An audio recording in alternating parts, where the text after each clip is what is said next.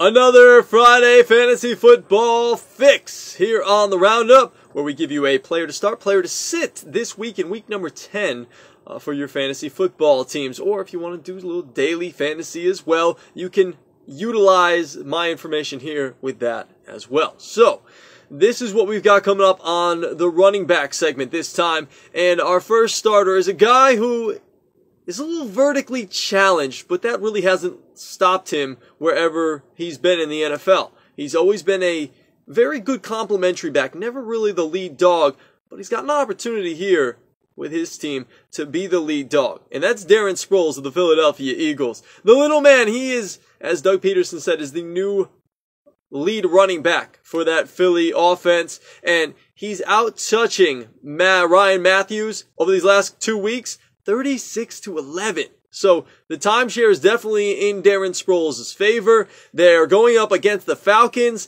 who we know, prolific offense, not a great defense. I'm assuming this game's going to be a shootout. It's going to be high scoring, which means Darren Sproles is going to be on the field and catching balls out of the backfield. And the Falcons, get this, they're allowing the most receiving yards per game to a running back, 61 per game. Second most receiving receptions to a running back per game, that's 8 receptions, and tied for third most running back receiving touchdowns in the league with 3. So all signs point to Darren Sproles having himself a very, very solid game on Sunday against the Atlanta Falcons. And our next guy that we're going to look to sit is a guy who I was kind of excited about early on in the season. He got an opportunity like no other, and he had been taking advantage of it, but last week was kind of a major letdown. I needed 7 points out of him to tie, and I would have won. I got 6 because he rushed for 1 yard and a touchdown. So he got me 6 points, but it was a standard league.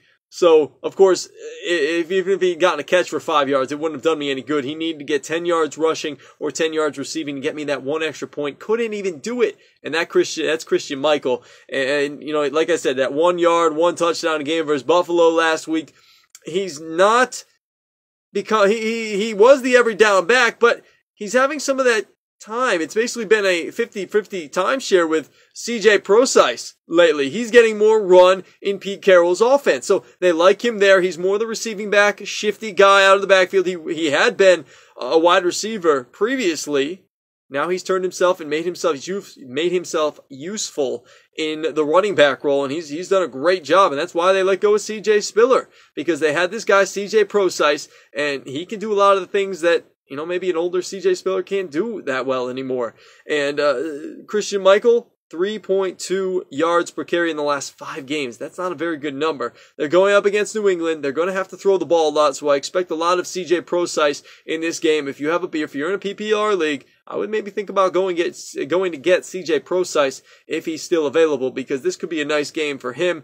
And the New England Patriots, oh yeah, they've only allowed 1 rushing touchdown to a running back at home this season. So if you have to start Christian Michael, I wish you good luck, my friends. But I'm saying you start Darren Sproles and you're sitting Christian Michael this week. I'm doing him on my teams. You should do it on yours as well.